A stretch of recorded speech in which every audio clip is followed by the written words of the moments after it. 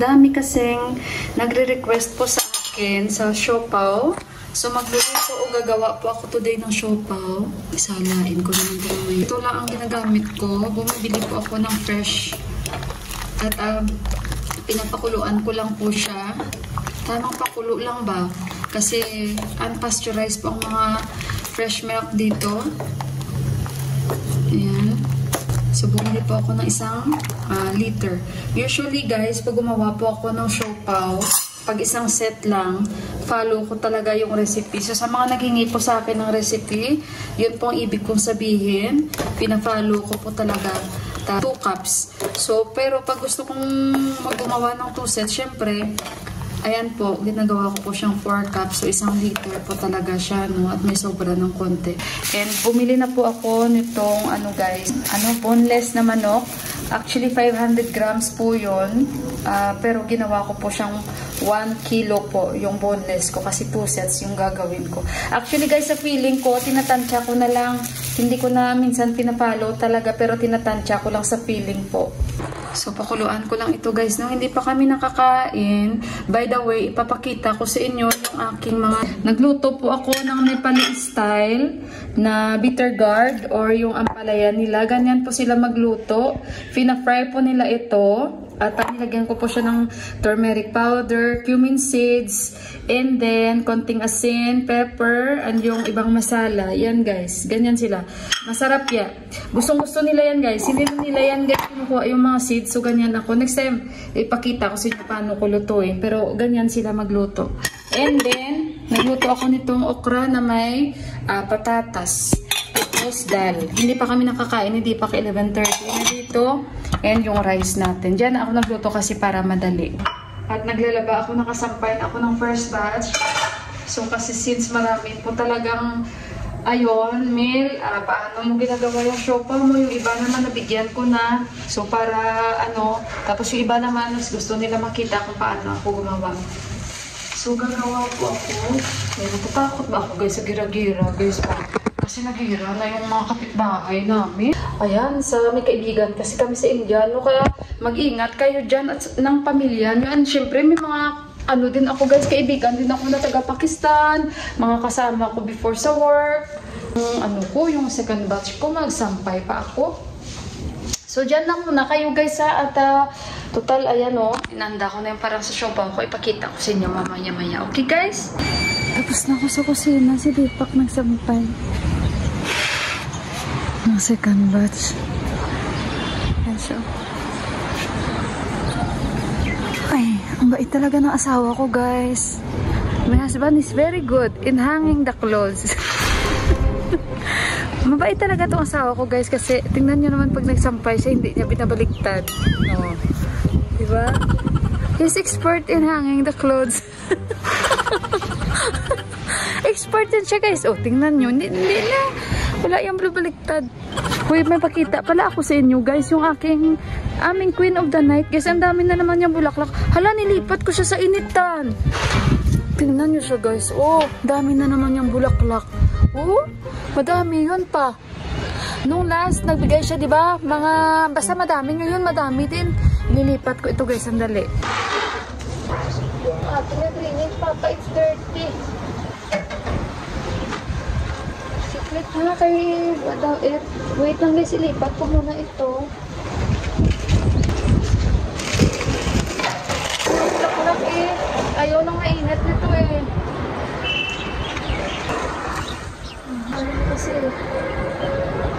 yang ito, guys, hindi maaraw. Ipan niya na, pero hindi ata kasi yung clip namin. Ito lang yung bulaklak. Nasa dito. Guys, tapos na kaming kumain. Nantok ako after ng kain, guys. Antok na naman. Kasi maaraw sa amin. Sarap matulog. Kaso lang, aalis kami ni Deepak. Pupunta kami, guys, ng bangko. Kasi nga tumawag kami, diba?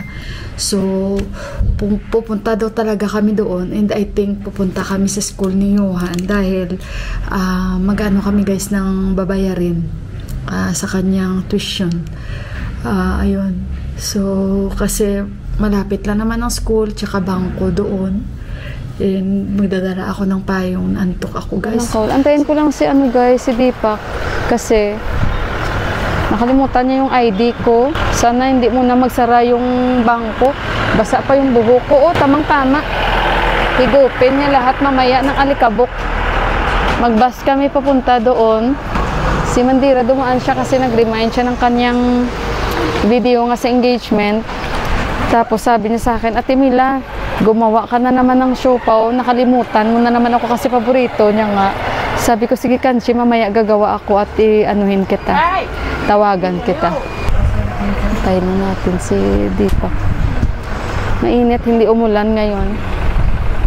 Hala, yung bus dumaan na. Ang tagal ni Deepak. Ayambot. Yung bus Okay, guys. So, tapos na kami sa bangko. Thank you, Lord. Success. Yung ating, pagpunta. Thank you, Lord. Kasi kailangan talagang pumunta. Kasi nga, may babaguhin. At parang updated na yung guys, sa online. Ayun, and pupunta na tayo sa guys, sa school ni Johan dahil kami ay magbabayad ng kanyang tuition. Ayun, at kukuha ako ng uniform ni Johan. So lakad-lakad lang tayo. Dito lang kami nagsha-shortcut guys sa area na ito. Maliit lang. Malapit lang dito sa school ni Johan. Hala, parang maambon. Parang naulan. At may mais na benta. So see you guys, mataas yung araw pero baka sa rooftop yun galing na mga bahay dito. Hindi pa ako nakagawa ng siopaw pero gagawa ako. Sabi ni Mandira, Ate Mila, nanonood ako ng vlog mo. Gumagawa ka ng siopaw, hindi mo naman ako nabibigyan na. Sabi mo, bibigyan mo ako. Nagtatampo kasi ang mga yun guys. Kaya, ayun. Kaya pala nire-remind niya ako dahil asawa, nasa London daw. Tapos nanood daw sila ng vlog ko. Tapos sabi daw ng kanyang asawa, tanungin mo si Baujo kung tapos na yung ating engagement na mga videos. Ayun. Paborito niya kasi ang siopaw ni Mandira. Kaya ayun. Nag-remind ang boss ko guys, you have to make daw Udabday video. Oo. Baka mamaya anuhin ko na kasi aalis na si Udabday eh. So ayun guys, at mamaya ulit ha. It's okay, we'll get you one. This is the new one? New design? Design? Yeah, design. Ay, ito kadako. It's like big. What do you think? Yeah. Maybe you can give me 38. Yeah. Open, baby. Ito guys, kuha kami dito ng uniform yun. Ayan, okay yan. Yan. Okay guys, mag-snacks muna kami ni Deepak. Nakakuha na kami ng uniform. Ayan. And kain muna kami kasi medyo nagutom kami guys at mainit. Nag-order kami lassi. Banana lassi, kera lassi. Inom kami. Hindi maulan today, maaraw, mainit. Andito lang kami kay Kuya dahil bangko, tapos sa school ni Johan, nagbayad kami for 3 months, nabayaran na namin.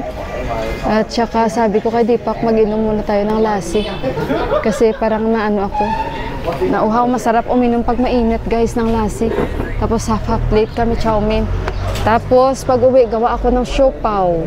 At bibigyan ko si Mandira dahil ilang beses na ako nakagawa at lagi yun naghihingi, hindi ko siya nabibigyan. Si Didi nagugas ng sag niya. So ayan, at sarap uminom dahil maaraw. Dito lang kami, malapit to sa bahay. Ang total na uniform ni Juan guys nasa 2,400. Yung t-shirt, isa lang. Ang per piece, 900. Thank you, Day.